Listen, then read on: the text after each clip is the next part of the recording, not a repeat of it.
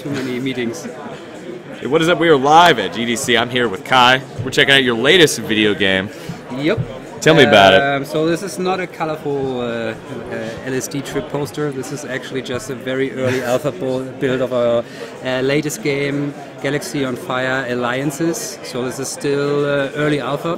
This is actually going to evolve into the star map. Oh, nice. So I'm just going to give you guys a quick tour of what is already there in terms of like features and stuff that we can actually demo. Yeah. So I'm going to zoom in here a little bit. Okay. So this is my home system. So this looks a little bit better already. This is a graphical representation that is a little reminiscent of what we know from Galaxy on Fire 2. Right, yeah, I was about to say. So yeah, this is like the system view, and this is also something that we wanted to do. We wanted to build on the existing Galaxy on Fire IP and also take all of our fans into the loop and show them some familiar surroundings. Right. So it is a real-time strategy game set in space with some MMO elements. And we wanted to bring the typical Fishlabs quality to the table here. So I'm just going to show you the planet view. I'm going to zoom in here on one of my home planets, friendly planet. So there's my planet view right now. So yeah, actually it's kind of funny because this is this thing protruding here is what we call an artifact. So this is a special artifact planet that will grant me some bonuses. So this is a planet here that is already pretty leveled up. So there's not much left to build here.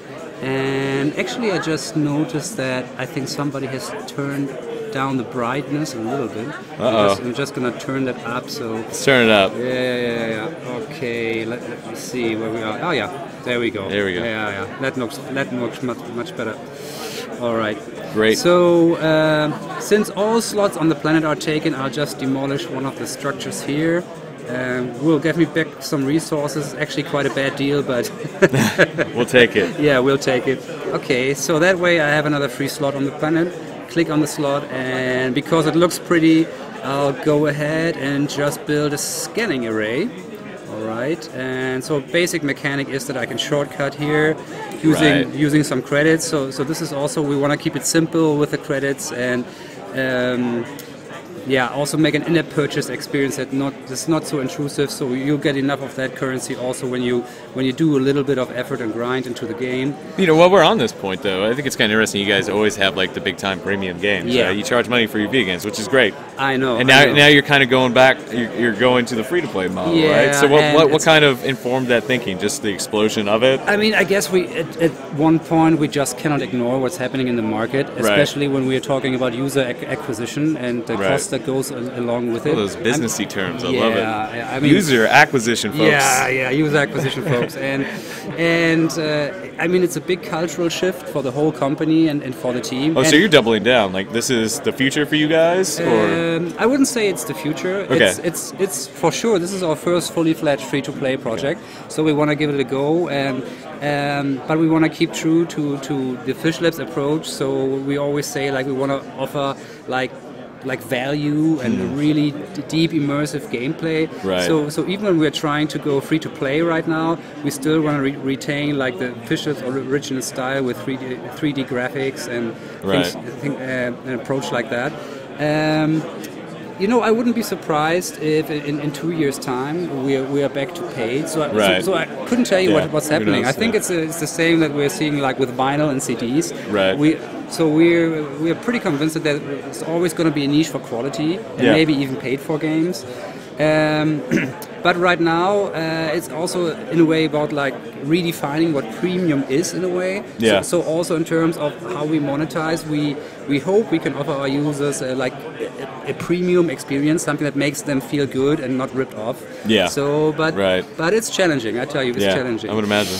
So what are we doing over here? What's going on in the scanning array? So this is building and basically upgrading the structures on our planet. So you see this nice holographic representation while I'm building up the structure, and I can finish it quickly by shortcutting. So it sprouts these little additional structures. So this is how we visualize the upgrade process.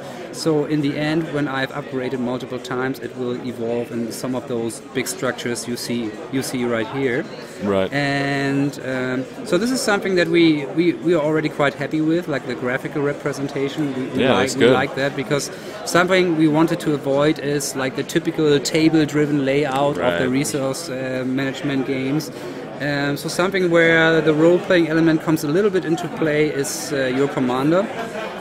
So once again, you can choose your commander from one of the 3 races that we're already familiar with from Galaxy on Fire 2. So in that case, I chose a Nivelian commander, but we also have the Terrans and the Vosk to choose from. And you have a skill tree here, so you can specialize in certain aspects that you really want to stress gameplay-wise. Like for example, I have some skill points left here, so I can, for example, go for interceptor damage and boost a little bit. And so that will also influence my style of gameplay. And but at the end of the day, what I want to do is I want to conquer. So I'm going to look for a hostile planet. And so actually some people like, oh, look at that, Fishlabs sharded. So this is actually our CEO. So I think he has enough planets. So I'm going to check out what he did here. Okay, what did you get, Michael? Michael got actually a high quality planet. Gives me a Nivelian bonus because I think it's a planet that's suitable for my race. Has good amount of gas and metal there, so yeah, I think I'm gonna attack it. So what I'm gonna do is I'm gonna select one of my command ships that I've built before. So this is a 3D representation of the command ship. Oh, nice. And I can equip it with special artifacts, as we call them. So I've already placed one here, but I could also go for one that boosts my defense or my offense. But actually I'm going for speed, which is represented by the yellow color. I can give it an upgrade here. Yeah. And so I'm pretty much ready to go. And right now I will allocate some fleets. Like right now this is still pretty alpha, but I could use the sliders. We actually want to go away from that representation. I'm going to show you the new UI in a second. So I'm going to choose my troops. I'm going to allocate some resource also to the ship. And then I'm pretty much ready to go, and I can send it off right here. And now it will take some time. And then I will eventually get my battle report. So this is still alpha right now, but I can show you what it will eventually look like. So we have a little tricky magic GDC button that says battle here. Nice. So we're gonna have a real 3D battle report. So this is what it's going to look like. I'm connecting to the server right now. So instead of just showing you a table, we'll have this fully animated 3D battle report. And so, very cool. And this is actually the ships that I have sent into battle, fighting against the ships that have been stationed on the planet. So we really wanted to make sure that this is not some randomly generated battle report, but it is an actual representation of the planet and everything I've sent there. And again, I have a little magic GDC button here in the upper left-hand corner. So just to give you an idea of like different lighting settings and different planets. So this one looks more like Earth, for example, and there's another one like here that's probably more like an ice planet, and there's a lava planet, and again, very pretty artifact here. This is what we call those things protruding here with the little rocks circling around. So we're really excited about that feature, and we hope that will give people something that they really enjoy instead of just looking at tables and crunching numbers. Right, yeah. No, that's neat. So, gonna go back from here into the regular game. Okay, so I guess this is where we are in terms of what I can really demo, and it's already functional right here and now. So I'm going back to my little not so pretty poster here with colorful dots. Yeah, I mean, it still looks cool. I mean, regardless. I mean, it's kind of back to basics, right? But I'm going to show you where this is going to go eventually. So we have prepared some screenshots of what's actually coming up. So this is what it's going to look like for the next iteration. So we really want this to be like a living star map. So this is going to be all in real time, and it will actually show like the shifts of balance of power within this huge universe and all the alliances. Oh yeah, I have an appointment. Happy hour. Happy hour. It's caught happy that on camera, brother. Caught it on camera. Last appointment of the day. Okay. So you see friendly, neutral, hostile, conflict area, and we are really excited about this because this is not going to be like some static snapshot right, it is right now, but this is going to be a living, breathing kind of it's going to be like watching galactic TV. That's awesome. So you really see this real-time shift of power, and you can swipe around, and so we're really excited about this feature. And this is actually the core USP for me of the game. That it's like we have this very deeply integrated alliance and multiplayer gameplay, and we'll create a platform. Okay, I'll show you something here. Let's see. We want to create a platform that really enables like epic multiplayer, synchronized battles right from the start. So everybody that joins alliances will be thrown into something that, let's work in title, call it like a beginner's alliance, and we'll make it really easy for people to coordinate and attack and support each other. For example, here 3 planets have been marked down for an attack, and what I can do within my alliance, we have a voting system. Oh, so, cool. So everybody in the alliance can vote, and for example here you see vote closed on that planet, and 62 members of that alliance have said, yep, ready to go, we should attack that planet. But you can also identify planets that you think should be supported. Right. And so this is represented by the blue shield right here.